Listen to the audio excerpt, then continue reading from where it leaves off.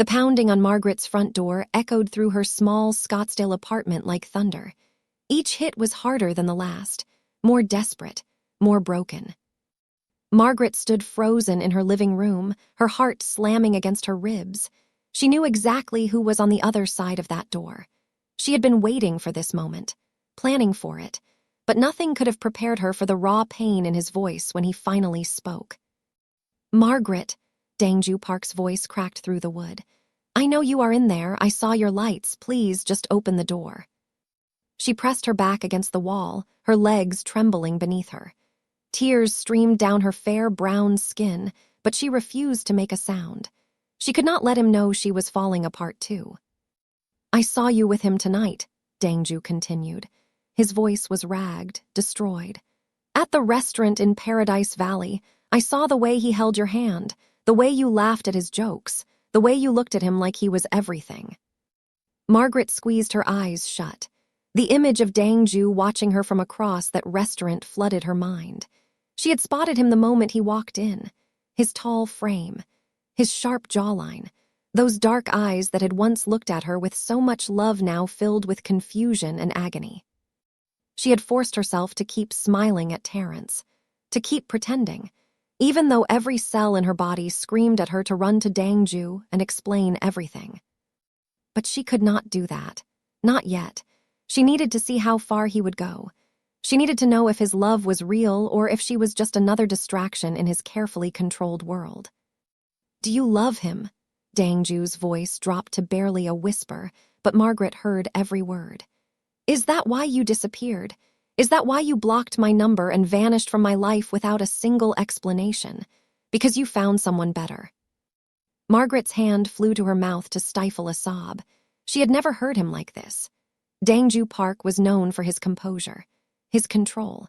He ran a multi-billion-dollar empire spanning luxury hotels, commercial real estate, and private security firms across 3 continents. He negotiated deals with the most powerful people in the world without breaking a sweat. But right now, standing outside her door in the middle of the Arizona night, he sounded like a man who had lost everything. 3 weeks, he said. "It has been 3 weeks since you left Los Angeles.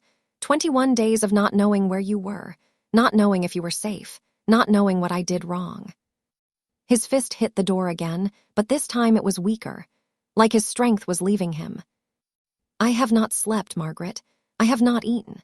I have done nothing but search for you and replay every single moment we shared, trying to figure out where I failed you." Margaret slid down the wall until she was sitting on the floor, her knees pulled up to her chest, her body shaking with silent cries. She wanted to open that door so badly.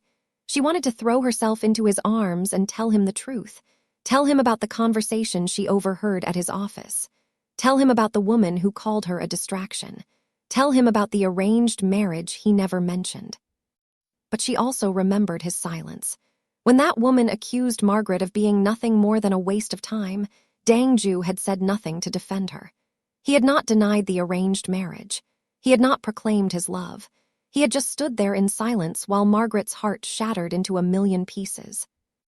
That silence haunted her more than any words could. "I gave you everything," Dangju said from the other side of the door. His voice was barely holding together now.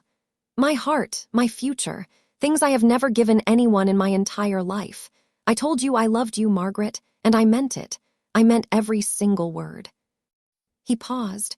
Margaret could hear him breathing heavily, could hear him struggling to maintain what little composure he had left. "If you do not love me anymore, I will accept it. If you have found happiness with someone else, I will find a way to live with it. But please, Margaret, at least tell me why. At least give me the chance to understand what happened. Because right now, I feel like I am losing my mind." Margaret bit down on her fist to keep from crying out loud. Every word he spoke was a knife to her heart, but she had to stay strong. She had to see this through. The silence stretched between them. Seconds turned into minutes. Finally, she heard something that broke her completely. A soft thud against the door. The sound of Dangju's body sliding down to the floor on the other side. And then, for the first time since she had known him, she heard Dangju Park cry. Not loud sobs, Just quiet, broken tears from a man who had never allowed himself to be vulnerable in front of anyone. Margaret pressed her hand against the door, her palm flat against the wood, imagining his back on the other side, so close yet so far away. How did they get here? 3 weeks ago, they were happy. 3 weeks ago, she believed she had found the love of her life. 3 weeks ago, Dangju whispered promises against her skin and told her she was his future. And then she overheard that conversation, and everything fell apart. Margaret closed her eyes and let her mind drift back to the beginning. To the first time, she saw Dangju Park and felt her entire world shift on its axis. It all started at the hospital. Now here is my question for you. If you discovered something devastating about the person you love, would you confront them directly, or would you test them first to see their true reaction? Drop your answer in the comments below. And if you are already invested in Margaret and Dangju's story, hit that like button and subscribe if you have not already. Because trust me, you do not want to miss what happens next. Now, let's continue. 3 months before Margaret's world fell apart, she was standing in the private wing of Cedars West Elite Medical Center in Beverly Hills, California. She had transferred to this hospital from Atlanta, Georgia, seeking a fresh start after a painful breakup. Her ex-boyfriend of 4 years had cheated on her with her former best friend. The betrayal had left her unable to trust anyone, and she decided that a change of scenery was exactly what she needed. California was nothing like Georgia. The palm trees, the endless sunshine, the way everyone seemed to be chasing some version of fame or fortune. Margaret did not fit in, and she knew it. But she was a damn good nurse, and that was all that mattered to her. Her supervisor, a stern woman named Patricia, handed her a new assignment that morning. "You are being moved to the VIP floor," Patricia said, without looking up from her clipboard. "There is a patient who specifically requested a nurse with excellent bedside manner. Her previous nurses did not last more than a few days." Margaret raised an eyebrow. What happened to them? She scared them off.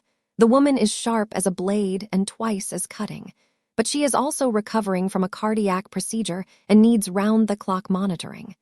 Patricia finally looked up.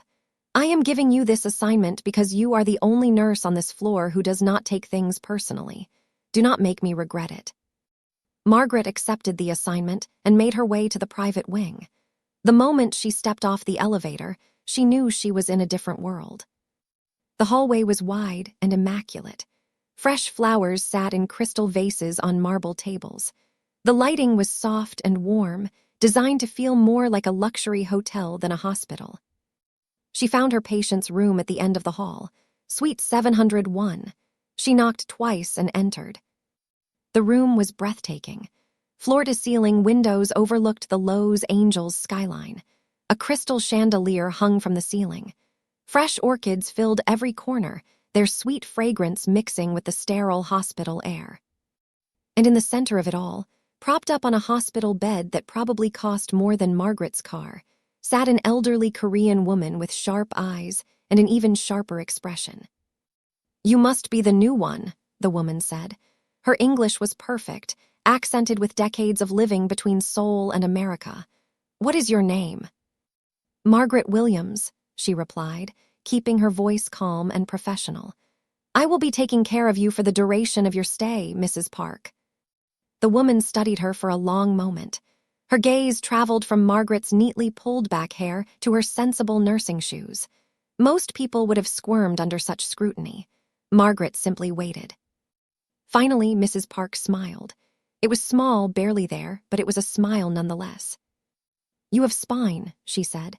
"Good, I cannot stand nurses who cower." Margaret allowed herself a small smile in return. "I do not cower, ma'am. It is not in my nature." "We will see about that." Over the next several days, Margaret learned everything there was to know about Sunya Park. She was 78 years old, widowed for 15 years, and the matriarch of one of the most powerful Korean families in America. Her late husband had built an empire from nothing, starting with a single dry-cleaning shop in Lowe's Angels and expanding into luxury hotels, commercial real estate, and private security firms. Mrs. Park was sharp, witty, and had zero tolerance for incompetence. She complained about the hospital food. She complained about the view from her window. She complained about the other patients she could hear coughing in nearby rooms. But she never complained about Margaret. In fact, she seemed to genuinely enjoy Margaret's company. She asked questions about her life, her family, her reasons for moving to California. Margaret answered honestly, and Mrs. Park seemed to appreciate the lack of pretense. "You are not like the others," Mrs. Park said one afternoon while Margaret adjusted her IV drip.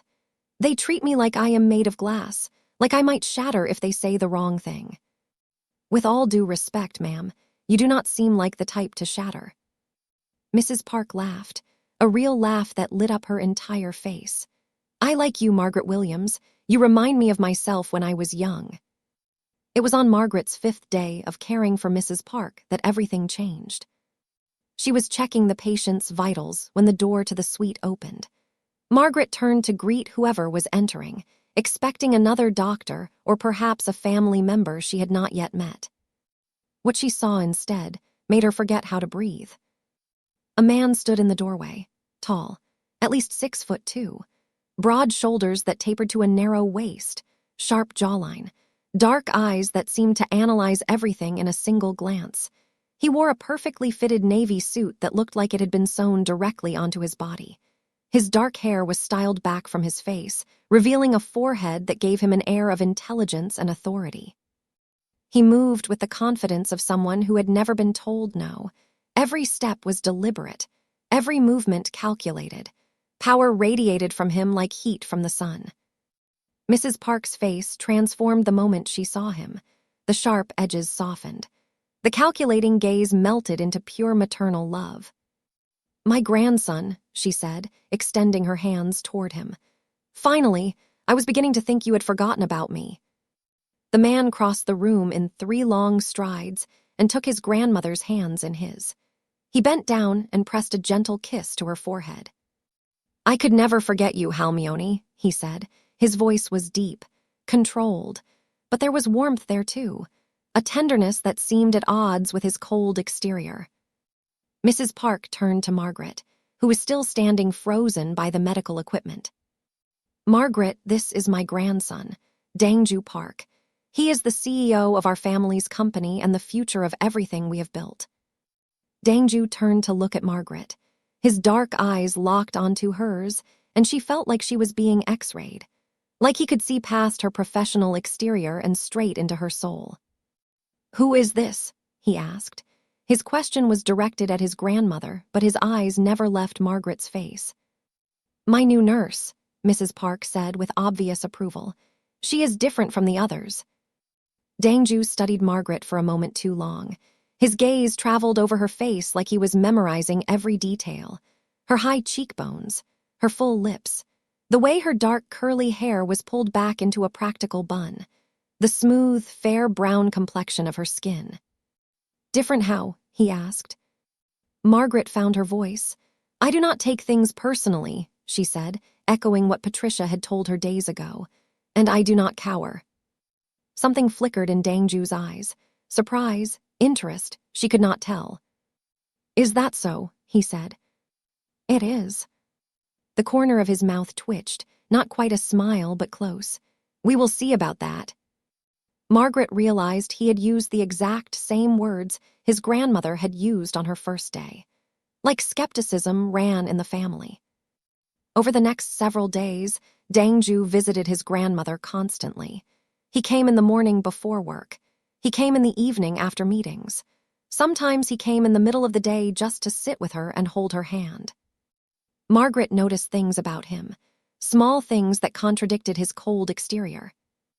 She noticed the way he always brought his grandmother her favorite tea from a specific shop in Koreatown, even though it was 30 minutes out of his way. She noticed the way he read to her in Korean when he thought no one was watching, his voice soft and gentle. She noticed the way he asked about her comfort constantly, adjusting her pillows, checking if she was too cold or too warm. The ruthless businessman that the media portrayed seemed to evaporate whenever he was with Mrs. Park. In his place, was a devoted grandson who clearly loved his grandmother more than anything in the world. But she also noticed how he watched her, how his eyes followed her movements when she was checking monitors or administering medication, how he asked questions that seemed casual but felt intentional. "Where are you from, Margaret?" "Georgia, a small town outside of Atlanta." "Why did you move to California?" "I needed a fresh start." "Is there someone waiting for you back home?" That question had caught her off guard. She looked up from her clipboard to find Dangju watching her with an intensity that made her stomach flip. "No," she said after a moment, "there is no one." Something shifted in his expression. Satisfaction, relief. Again, she could not tell. "Good," he said simply. Then he turned back to his grandmother as if the conversation had never happened. Margaret kept her answers short after that, professional. She did not trust handsome men with too much power. She had learned that lesson the hard way with her ex. But despite her best efforts, she found herself thinking about Dangju more than she should, wondering what he was doing when he was not at the hospital, wondering what he looked like when he smiled, really smiled, not just the small twitch of his lips she had seen so far. One evening, about 2 weeks into Mrs. Park's stay, Margaret stayed late to adjust the patient's medication schedule. Mrs. Park had fallen asleep, her soft breathing filling the quiet room. Margaret needed to retrieve supplies from a high cabinet across the room. She stretched up on her tiptoes, her fingers just barely brushing the edge of the shelf, but she could not quite reach. She was about to go find a step stool when she felt someone behind her, the warmth of another body, the subtle scent of sandalwood and something warmer. A hand reached past her and retrieved the supplies she needed. She turned around to find Dangju standing impossibly close. His dark eyes were fixed on her face, his expression unreadable. "You could have asked for help," he said quietly. Margaret's heart was racing, but she refused to step back, refused to show him that his proximity affected her. "I do not ask for help," she responded. "It is not in my nature." Dangju studied her for a long moment. Then, for the first time since she had met him, he smiled. A real smile that transformed his entire face. His eyes crinkled at the corners. His sharp features softened. He went from intimidating to devastatingly handsome in the span of a heartbeat. "Neither do I," he admitted. "Perhaps that is our problem."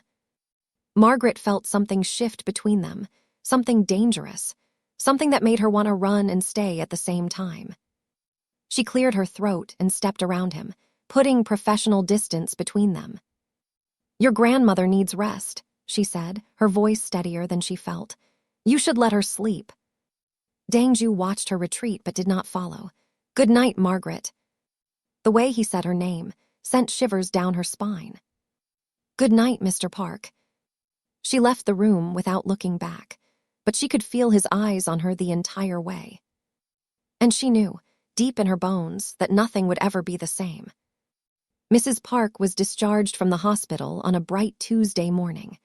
Margaret helped her into the wheelchair and pushed her down to the private entrance where a sleek black car waited.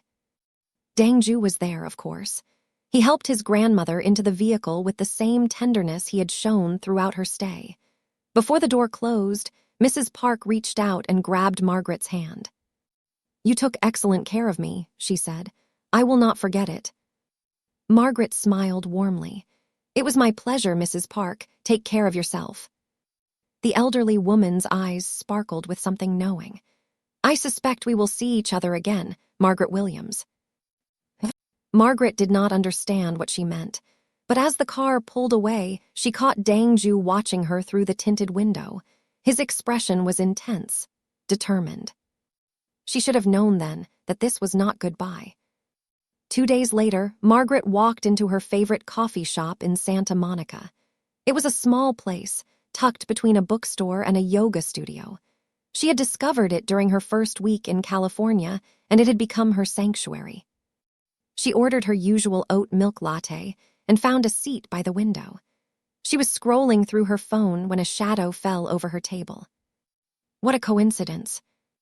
Margaret looked up to find Dangju standing beside her, a coffee cup in his hand, and a perfectly innocent expression on his face. She raised an eyebrow. Is it? I was in the area, he said smoothly. Business meeting nearby. Margaret glanced around the quiet street. There were no office buildings, no corporate headquarters, nothing that would warrant a business meeting from the CEO of a multi-billion-dollar company. In Santa Monica, she asked skeptically. Your company's headquarters is in San Jose. Dangju's lips twitched. Perhaps I was in the mood for good coffee. There are coffee shops in San Jose. None that have you in them. Margaret felt her cheeks warm, but she refused to show him he had affected her. That was smooth. I have my moments. He gestured to the empty chair across from her. May I? She should have said no. Every logical part of her brain screamed at her to send him away. But there was something about Dangju Park that made logic fly out the window. Fine, she said, but only because I am curious about how you found me. Dangju sat down with the grace of a man who owned every room he entered. My grandmother mentioned you frequented this area. She pays attention to details. And she shared those details with you. She may have mentioned a few things. He took a sip of his coffee. She likes you, you know.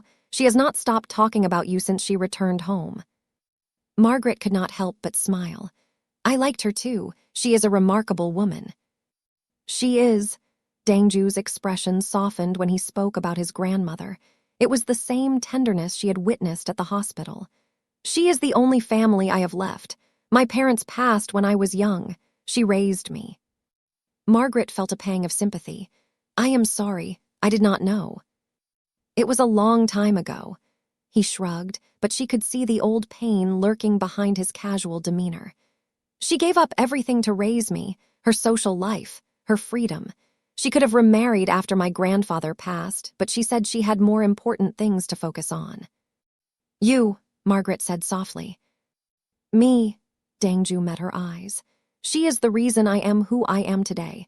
Everything I have accomplished is because of her sacrifices. Margaret understood that feeling all too well. Her own mother had worked 3 jobs to put her through nursing school. The weight of that sacrifice drove her to be better every single day. I understand, she said. My mother did the same for me. Dangju tilted his head, studying her with renewed interest. Tell me about her. So Margaret did. She told him about her mother's strength after her father left when she was 7. About the nights her mother came home exhausted, but still helped her with homework. About the illness that had nearly taken her mother 5 years ago and had inspired Margaret's dedication to nursing. Dangju listened without interrupting. His attention was complete, focused entirely on her. It was intoxicating, being the center of someone's universe like that. By the time she finished, an hour had passed. Her coffee was cold. The sun had shifted across the sky, and something had changed between them. Thank you for sharing that with me, Dangju said quietly. I know it was not easy. Margaret shrugged, suddenly self-conscious. I do not usually talk about my personal life with people I barely know. Then I am honored to be the exception. She wanted to tell him he was not an exception, that she would never let someone like him past her walls, but the words died on her tongue because they were not true. This stranger in an expensive suit had slipped past her defenses without even trying. Over the next 2 weeks, Dangju Park appeared everywhere in Margaret's life. He showed up at her coffee shop 3 more times, always with a convenient excuse. He sent elaborate flower arrangements to the hospital that had her coworkers gossiping for days. He arranged for her car, which had been making concerning noises for months, to be fully repaired and returned to her parking spot without a single word of explanation. That last gesture was the one that made her snap. She found him outside the hospital after her shift, leaning against his black Bentley like he did not have a care in the world. I did not ask you to fix my car, she said, marching up to him with fire in her eyes. Dangju looked at her with infuriating calmness. You needed it fixed. I fixed it. Where is the problem? The problem is you do not get to do things for me without my permission. I am not some charity case. I was saving up to get it repaired myself. I know you were, but the engine was close to failing completely. You could have broken down on the highway. You could have been hurt. His composure cracked slightly, revealing genuine concern beneath the surface. I could not allow that to happen. Margaret opened her mouth to argue, but something in his expression stopped her. He was not trying to show off his wealth or make her feel indebted. He was genuinely worried about her safety. Most people just say thank you, he added when she remained silent. I am not most people.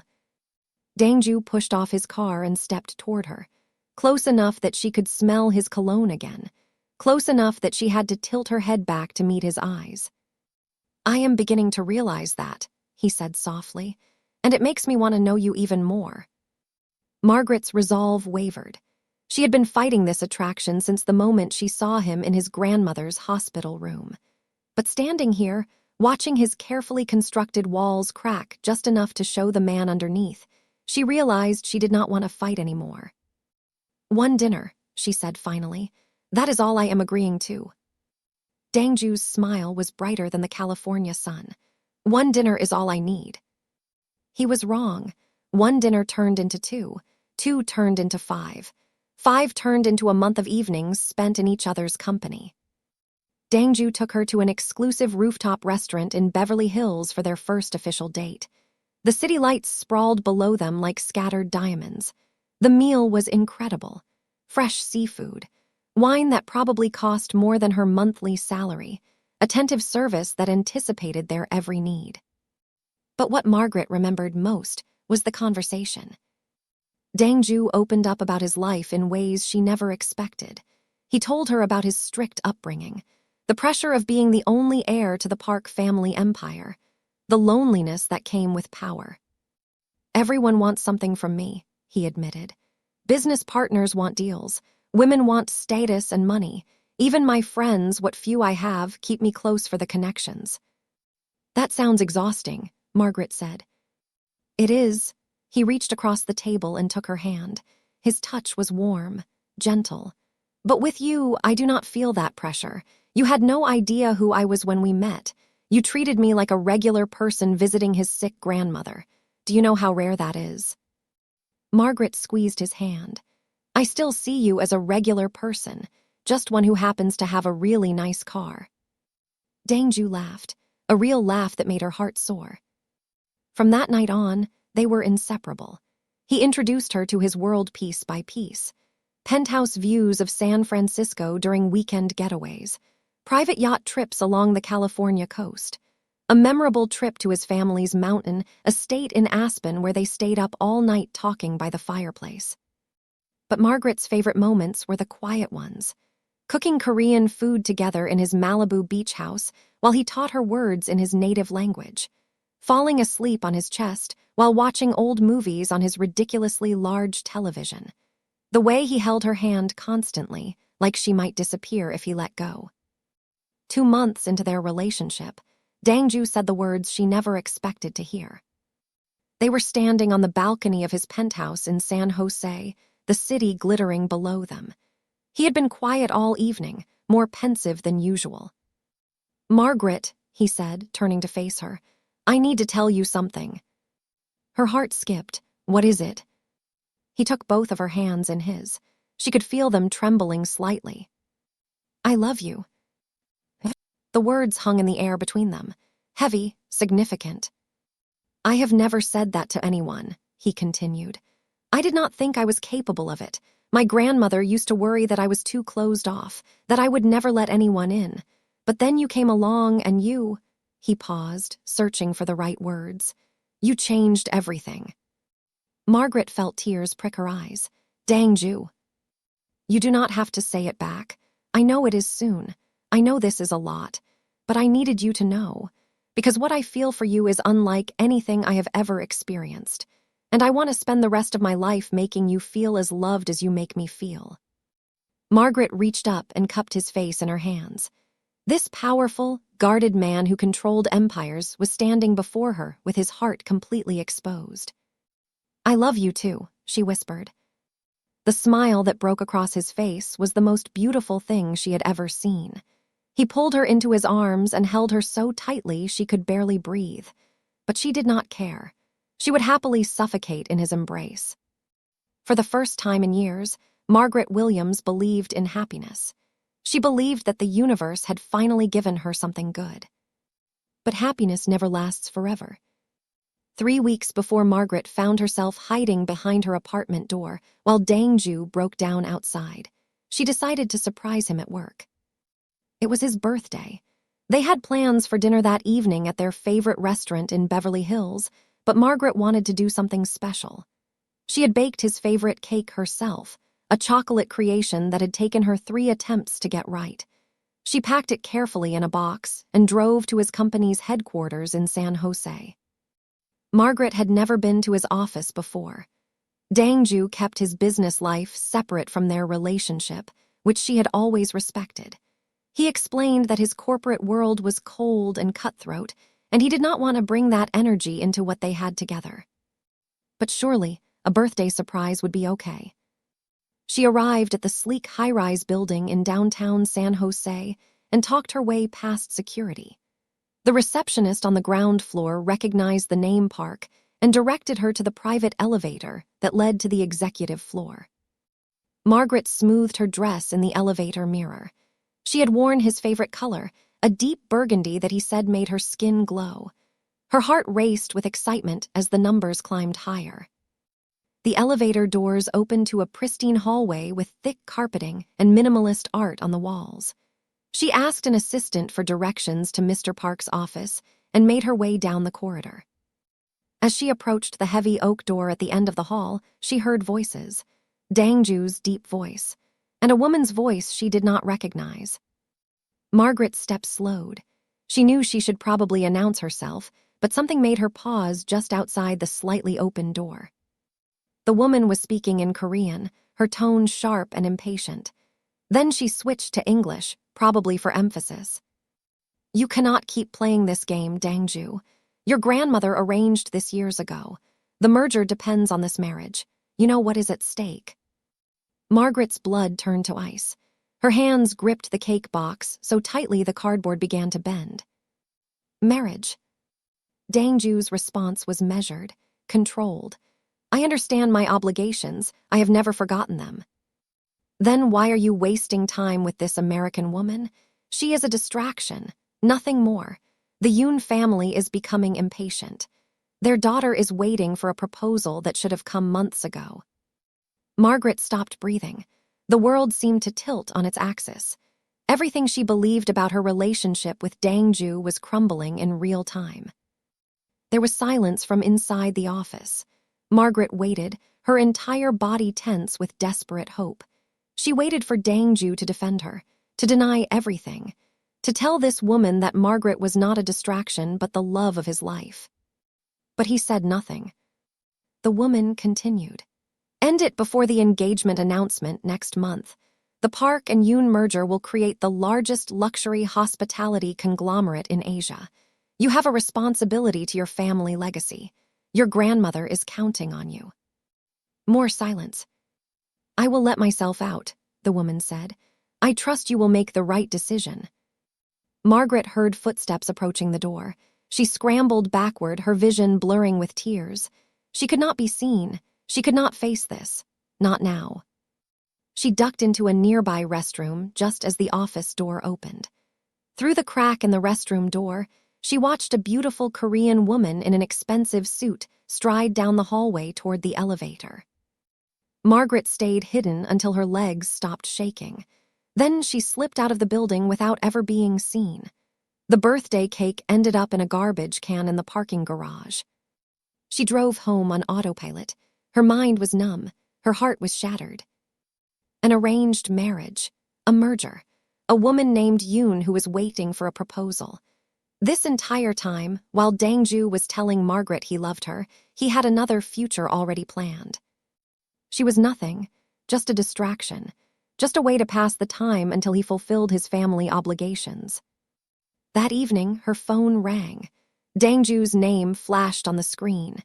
He was probably calling to confirm their dinner plans, to hear her voice, to tell her he loved her one more time before blowing out his birthday candles. Margaret stared at the phone until it stopped ringing. She could not do this. She could not sit across from him at dinner and pretend everything was fine when her entire world had just imploded. She could not let him touch her and kiss her knowing that he would eventually leave her for another woman. But she also could not simply confront him, because part of her, a small stubborn part, still hoped there was an explanation, still believed that the man who held her so tenderly could not possibly be deceiving her. She needed to know the truth, not just about the arranged marriage but about Dangju's true feelings. Words could be lies, but actions revealed everything. A plan began to form in her mind, a painful, risky plan.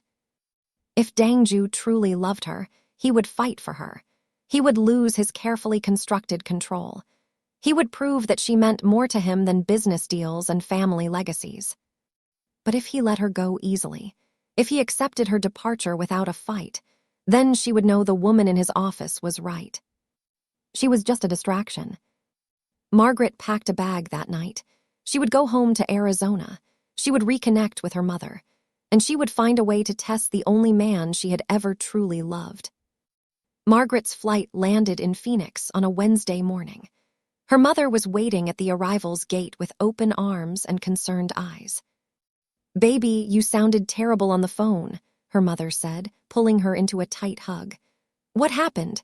You were so happy last time we talked." Margaret buried her face in her mother's shoulder. "I was wrong, Mama, about everything." She told her mother the whole story during the drive to Scottsdale. The hospital, Mrs. Park, Dangju's relentless pursuit, their beautiful relationship, and then the conversation that destroyed everything. Her mother listened without judgment.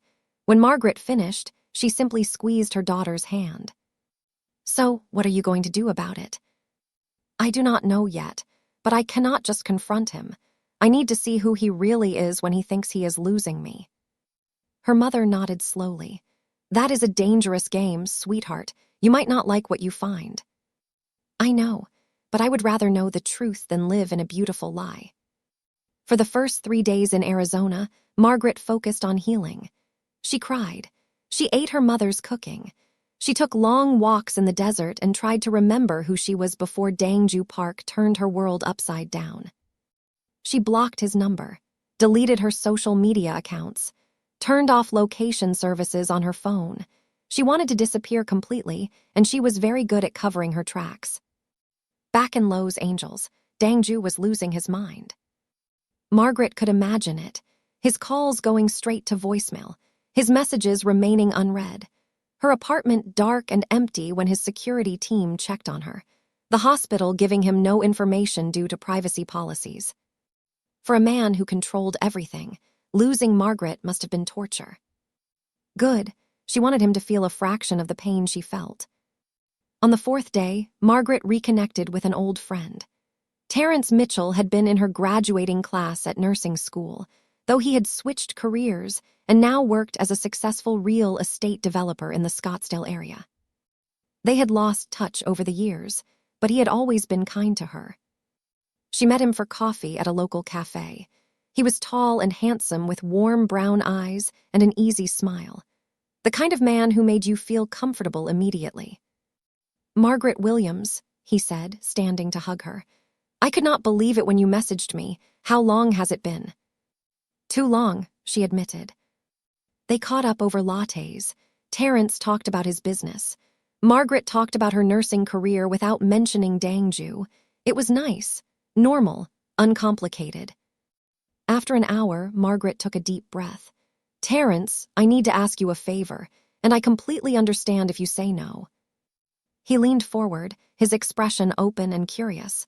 "What do you need?" She told him everything. The relationship with Dangju, the overheard conversation, her need to test his true feelings, her plan to make him believe she had moved on. Terrence listened carefully. When she finished, he was quiet for a long moment. "So you want me to pretend to be your boyfriend?" he said finally. "Just for show. Just enough to make him believe I have found someone else. I need to see how he reacts." Terrence studied her face. "And what happens after? What if this guy shows up and causes problems?" "Then I will know he cares enough to fight. And if he does not show up," Margaret swallowed hard, Then I will know the truth." Terrence sighed. "I am not going to lie to you, Margaret. Part of me has always wondered what could have happened between us back in nursing school. If I do this, there is a chance I might develop real feelings. Are you prepared for that?" Margaret appreciated his honesty. "I understand, and I am sorry for putting you in this position. I just do not have anyone else I can trust with this." After a long pause, Terrence nodded. "Okay, I will help you, but promise me one thing." "What?" "Promise me that when this is over, you will be honest with me about where I stand. No games, no pretending, just the truth." "I promise." They shook hands like business partners sealing a deal. It felt strange, but Margaret pushed aside her discomfort. She had bigger things to worry about. That evening, she created a new social media account under a slightly different version of her name. She posted a single photo. Her and Terrence at an upscale restaurant in Paradise Valley, his hand resting on hers across the table. Her head thrown back in laughter at something he had said. She knew Dangju had the resources to find anything on the internet. It was only a matter of time before he saw it. She did not have to wait long. Within hours, her phone buzzed. A text from an unknown number. "Who is he?" Margaret's hands trembled. She did not respond. Another message came through. "Margaret, please, talk to me." Silence. A third message. "I do not understand what happened. I do not know what I did wrong, but please just give me a chance to explain." Margaret stared at the screen until the tears blurred her vision. Then she turned off her phone and tried to sleep. The next morning, she woke to the sound of her mother's voice in the living room. She was talking to someone, a man's voice, deep and controlled but with an edge of desperation. Margaret's blood ran cold. She crept to her bedroom door and cracked it open. Through the gap, she saw her mother standing in the living room facing a tall figure in a dark coat. Dangju Park. He had found her. Margaret's mother spotted her first. "Baby, you have a visitor." Dangju turned toward the hallway where Margaret stood frozen. His appearance shocked her. His usually perfect hair was disheveled. Dark circles shadowed his eyes. His clothes, while expensive, were wrinkled like he had been wearing them for days. This was not the polished, controlled man she knew. This was someone who had not slept, had not eaten, had not been able to function since she left. "Margaret," he breathed. Her name sounded like a prayer on his lips. Her mother looked between them with knowing eyes. "I think I will give you two some privacy. Margaret, I will be in my room if you need me." She retreated, leaving them alone in the living room. Neither of them spoke. The silence stretched tight between them. Finally, Dangju stepped toward her. "I went to your apartment. Your neighbors said you left in a hurry. The hospital said you took emergency family leave. I called everyone who might know where you were. No one had answers. Maybe I did not want to be found." The words hit him like a physical blow. "Why? What did I do? Just tell me and I will fix it, whatever it takes." Margaret crossed her arms over her chest. "Some things cannot be fixed." "That is not true. There is nothing in this world that I would not do for you, nothing I would not sacrifice." He ran a hand through his hair in frustration. "But I cannot fight an enemy I do not understand. Please, Margaret, help me understand." She could see his pain, could feel it radiating off him in waves, but she remembered his silence in that office, the way he had said nothing when that woman called her a distraction. "I saw the photo," he said quietly. "You and that man at the restaurant, is that why you left? Did you meet someone else?" Margaret did not answer. Dangju's composure cracked further. "I need to know. Are you with him? Is it serious?" Still no answer. He moved closer. "Margaret, please, I am losing my mind. I have not slept in weeks. I cannot eat. I cannot work. I cannot think about anything except finding you and understanding what went wrong." "You should go home, Dangju." "I'm not leaving without answers." "Then you will be waiting a long time." His jaw tightened. "Is that how you want to play this? Fine, I will wait. I will wait as long as it takes. I will wait forever if I have to." Margaret's resolve wavered.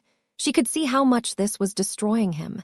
Every instinct screamed at her to end his suffering, to tell him what she heard, to demand an explanation. But she needed more. She needed to see exactly how far he would go. She made a decision that would haunt her for days afterward. She looked him straight in the eyes and said the most painful words she had ever spoken. "I do not love you anymore." Dangju flinched like she had slapped him. "You do not mean that." "I do. Whatever we had, it is over. Please accept that and move on." "No," the word came out fierce, desperate. "I refuse to believe that. What we have is real. I know you feel it too." "What I feel is tired of pretending. Tired of being with someone who is not honest with me." His expression shifted, confusion mixing with dawning realization. "Not honest? Margaret, I have never lied to you. I have told you things I have never told another soul." "Have you? Have you told me everything?" Something flickered in his eyes. Fear. He was afraid. "What are you talking about?" he asked carefully. Margaret made a split-second decision. She was not ready to reveal what she knew. Not yet. She needed to control this confrontation. "I think you should leave," she said instead.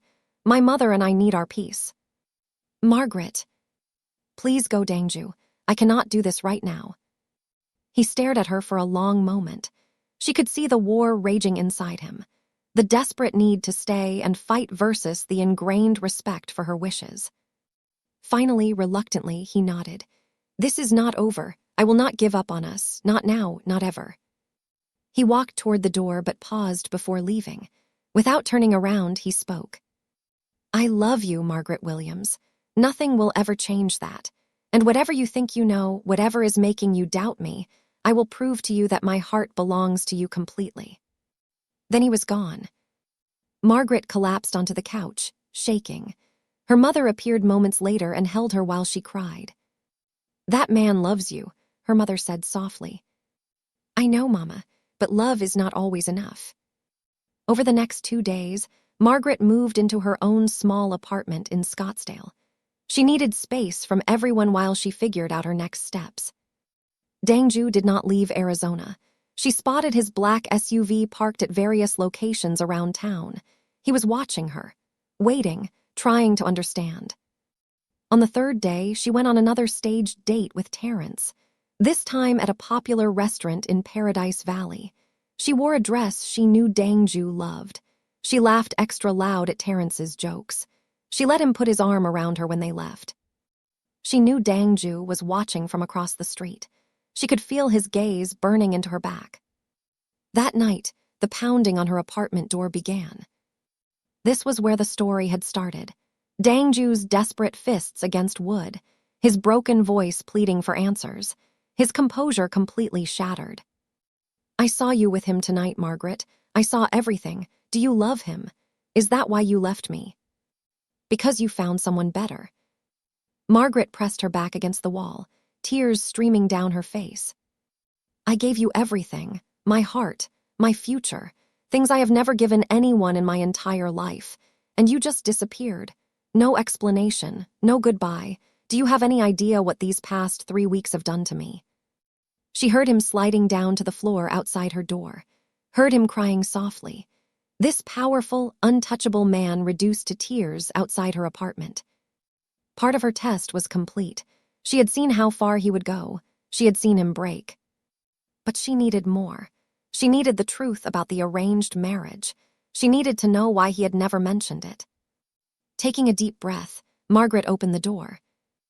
Dangju looked up at her from the floor. His eyes were red. His face was wet. His entire body seemed to sag with exhaustion and heartbreak. "Why?" he whispered. "Just tell me why." Margaret's anger finally erupted. "Because I heard you, Dangju, at your office, 3 weeks ago, with that woman." Confusion flickered across his face. "What woman?" "The one talking about your arranged marriage, your family obligations, the Yoon merger. How I am just a distraction that you need to end." Dangju's expression shifted from confusion to horror. "You heard that conversation." "Every word. She called me a waste of time. She said you needed to end things with me before the engagement announcement next month. And you said nothing. Nothing to defend me, nothing to deny it. You just stood there in silence. Dangju scrambled to his feet. Margaret, that is not, you do not understand. That woman was sent by my grandmother. She ambushed me in my office without warning. I was so shocked that I did not know how to respond. So there was an arranged marriage. There was a proposal, years ago before I ever met you. My grandmother and the Yoon family discussed merging our companies through marriage, but I never agreed to it. It was always theoretical. A business plan, not a commitment. Then why did you not tell me about it? Dangju ran both hands through his hair. Because I was handling it. I was already in the process of terminating the negotiations when you overheard that conversation. The moment you left that building, I told that woman the truth. I told her the only woman I will ever marry is you. Margaret shook her head. How am I supposed to believe that? You kept this huge secret from me for our entire relationship. I kept it from you because I did not want you to feel like a transaction. My whole life, every relationship I have had was tainted by business. People wanting things from me because of my name. I wanted what we had to be pure, just us, just love. He pulled out his phone and began scrolling. Look at this, I have proof. He handed her the phone. She saw a series of messages between Dangju and his grandmother. Heated arguments about the Yoon merger. Legal documents showing the cancellation of marriage negotiations. Statements from his business partners confirming that the deal had been restructured. All dated from 2 months ago, before he even told Margaret he loved her. I chose you, Dangju said, his voice raw with emotion. I chose you over my family's expectations, over billions of dollars, over everything I was raised to prioritize, and you left without even asking me for the truth. Margaret's legs gave out. She sank into a chair, overwhelmed by everything she was seeing and hearing. Why did you not tell me? She asked again, but this time her voice was softer, less angry. Because I was afraid. He knelt beside her chair, looking up at her with complete vulnerability. I was afraid that if you knew about the family pressure, you would think you were not enough, that you would always feel like you were competing with my obligations. I wanted to shield you from that darkness. Tears rolled down Margaret's cheeks. I almost destroyed everything because I did not trust you enough to ask. Dangju took her hands in his. We both made mistakes. I should have been more transparent. You should have confronted me instead of running, but none of that matters now. What matters is what we do next. What do we do next? He pressed his forehead against her joined hands. We start over. No more secrets. No more tests. Just complete honesty between us. Can you do that? Margaret looked down at the man kneeling before her. The man who had flown across states, who had watched her from the shadows, who had broken down at her door, who had just laid bare every secret he had been carrying. Yes, she whispered, I can do that. Dangju looked up, hope flooding his exhausted features. Does this mean you will give us another chance? Margaret reached down and cupped his face in her hands. This means I love you, Dangju Park. Even when I was trying to convince myself otherwise, I never stopped loving you. He surged up and pulled her into his arms. He held her so tightly she could barely breathe, but she did not care. She had missed this. She had missed him. Never leave me again, he murmured against her hair. Promise me, no matter what happens, we talk to each other, we fight for each other, we never run. I promise. They stayed wrapped in each other's arms for hours. Two broken people slowly putting each other back together. Margaret woke the next morning to sunlight streaming through her curtains and a warm body beside her. Dangju was still asleep, his features peaceful in a way she had never seen before. The stress lines had smoothed. The tension in his jaw had released. He looked almost young. She watched him sleep for several minutes before carefully extracting herself from the bed. She needed coffee and time to process everything that had happened. As she stood in her small kitchen waiting for the coffee to brew, her phone buzzed. A text from Terrence. Saw the news.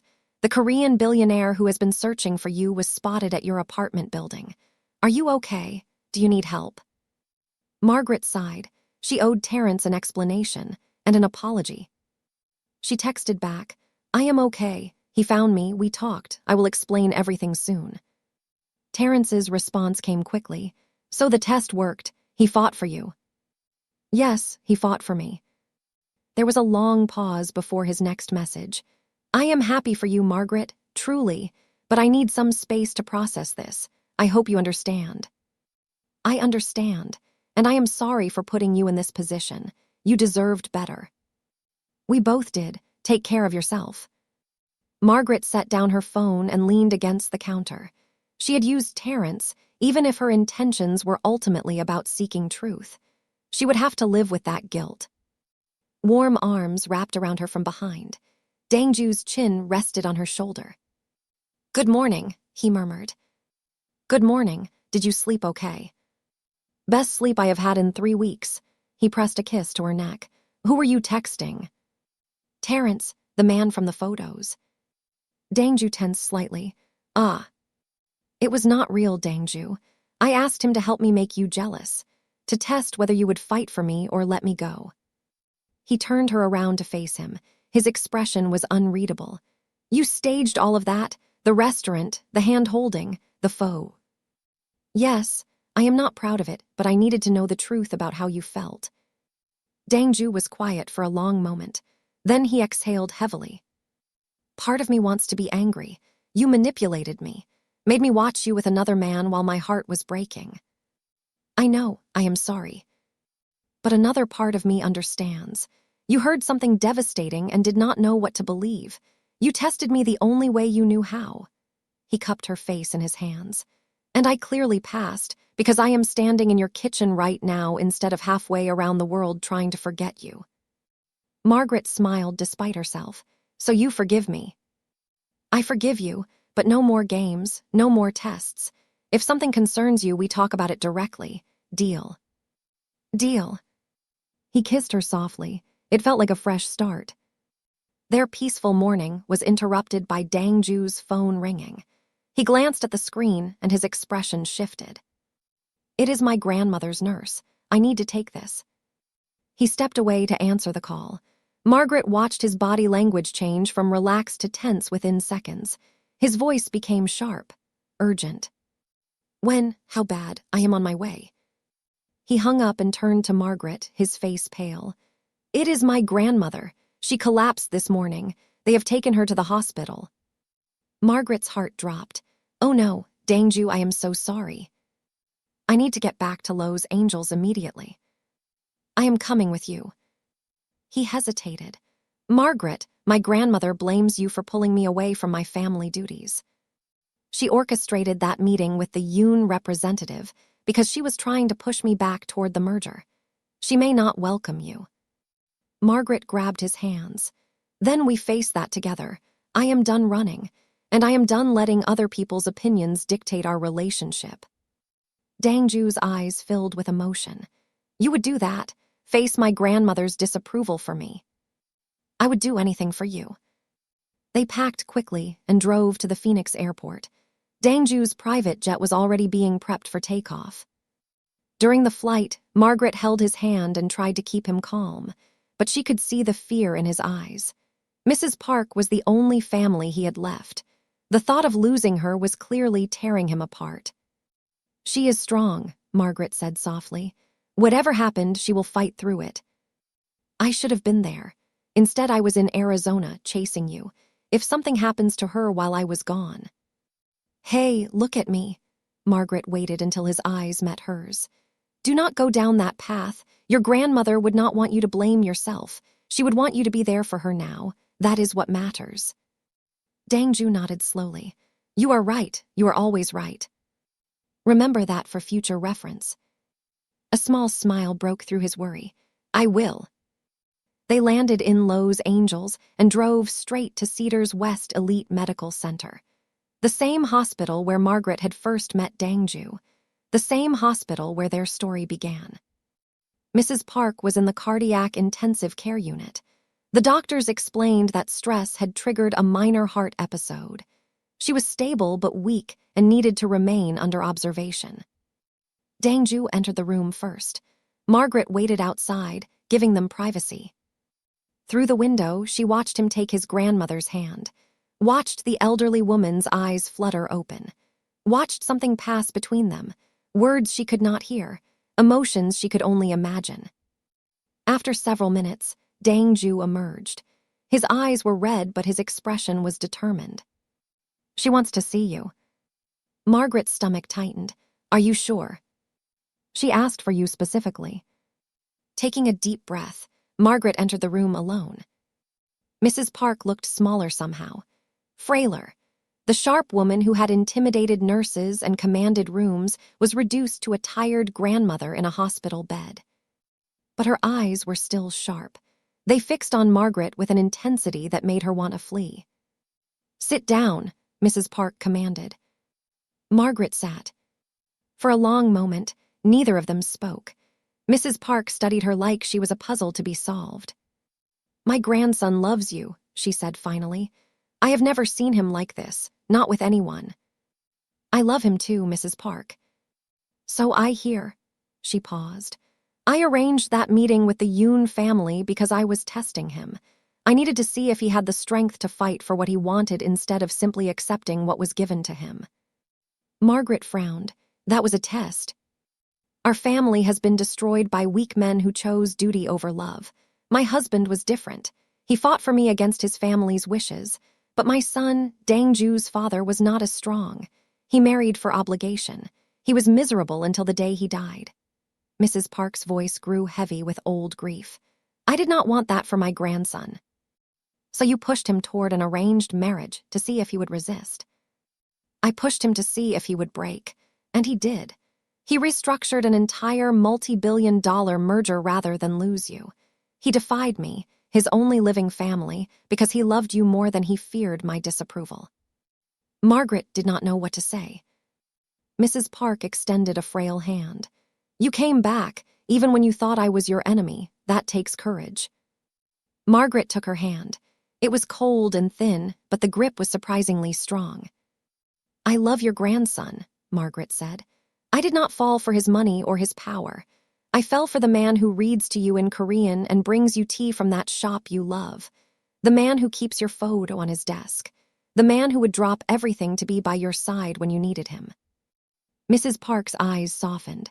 For the first time, Margaret saw approval instead of suspicion. "My grandson made a good choice," she said quietly. "Welcome to our family, Margaret Williams." Mrs. Park was released from the hospital after a week of observation and rest.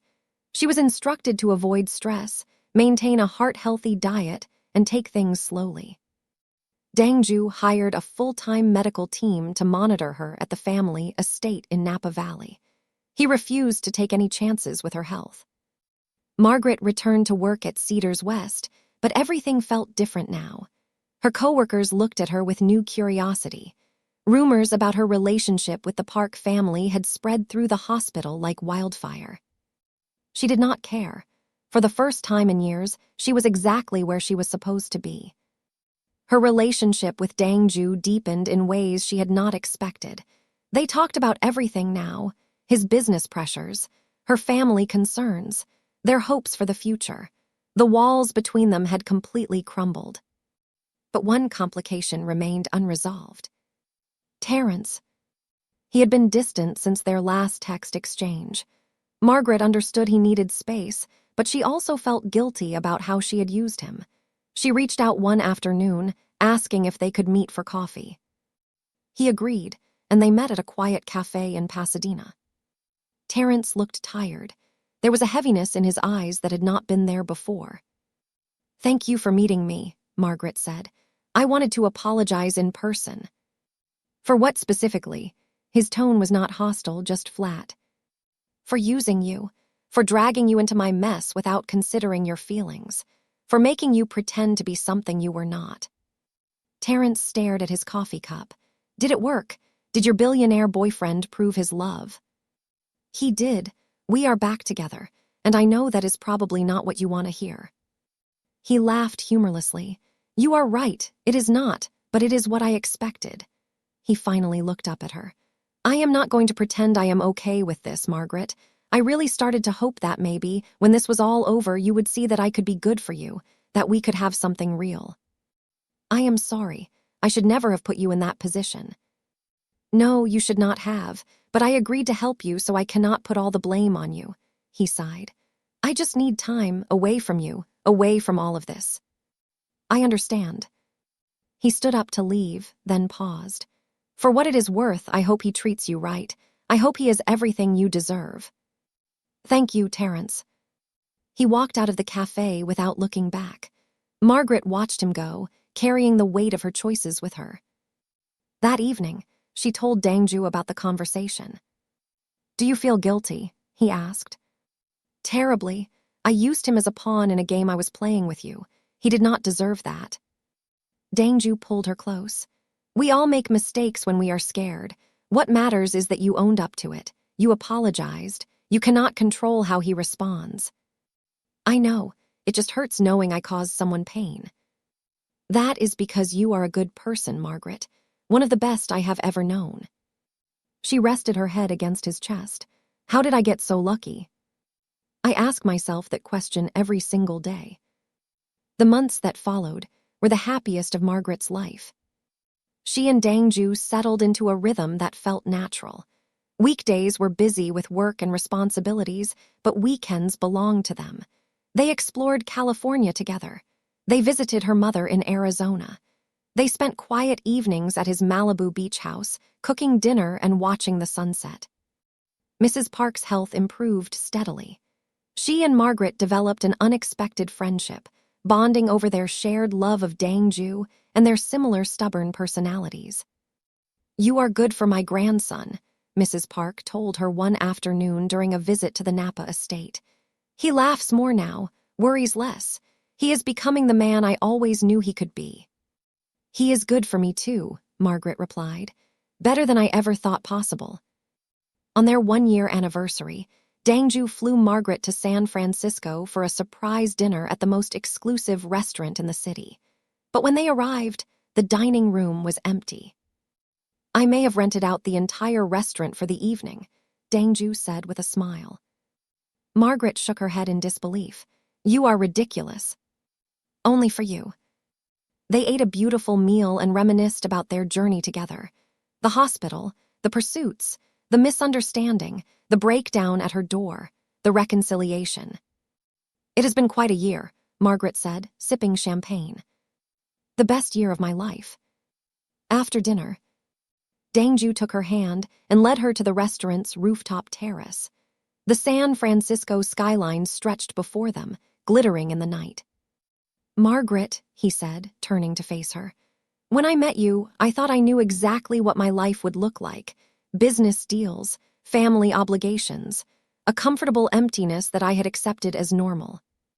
He reached into his jacket pocket and pulled out a small velvet box. Margaret's heart stopped. "You changed everything," he continued.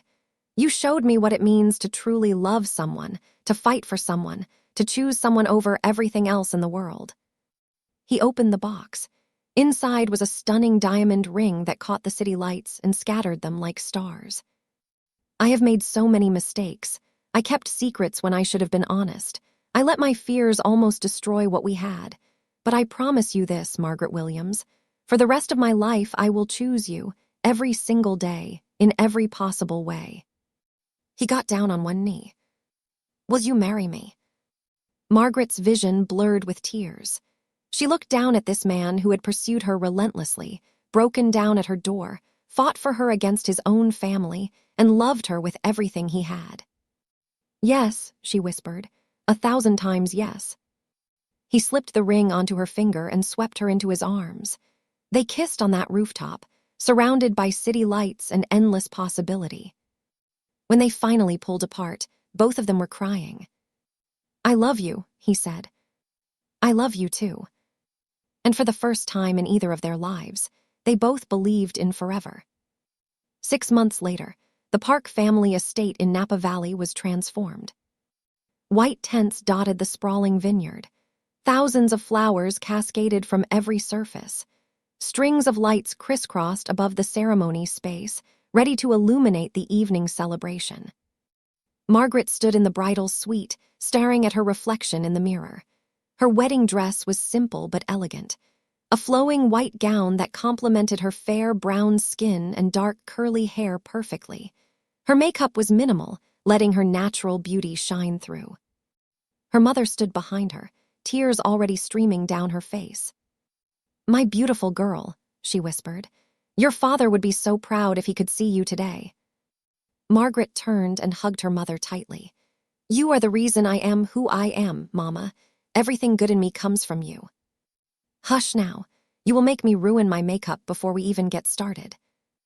They laughed and cried together, cherishing these final moments before everything changed.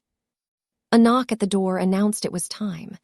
Margaret took a deep breath, squeezed her mother's hand, and stepped out to begin the rest of her life.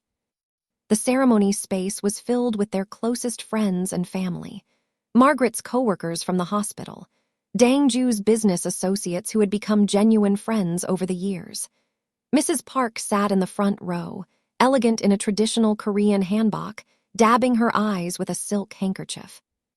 And at the end of the aisle, waiting for her with tears already streaming down his face, stood Dangju. He was wearing a perfectly tailored black suit. His hair was styled back from his face. He looked every bit the powerful businessman she had first met in his grandmother's hospital room. But his eyes were soft, vulnerable, completely fixed on her as she walked toward him. Margaret's mother walked her down the aisle.